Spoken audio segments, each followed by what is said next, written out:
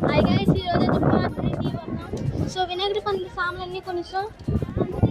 నాకు వర్షం తగిలి ఇప్పుడు ఈ పందిరి మొత్తం క్లీన్ చేసి ఈ సామాన్లతో డెకరేషన్ చేయాలి. డెకరేషన్ అవసరం లేదు. వినాయకుడి బొమ్మ ఇప్పుడు పెయింటింగ్ చేయాలి.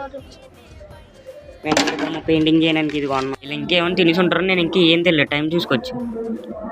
ఇది టైం ఇంకో అరే టైం అయిపోతుంది. టైం అయిపోతుందమ్మా.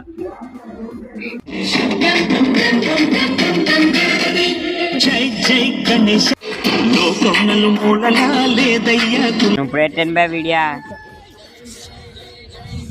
అరే నిజం చెప్పురా, నీ ముఖం చూస్తుంటే నాకేదో తేడా కొడుతుంది. నువ్వేదో తీటేసం వేసుంటావు. ఏం చేసినావు చెప్పు. అంటే జై వినాయక, జై జై శరణ్య. ఇదేంట్రా అయితే? అరే నీ అబ్బా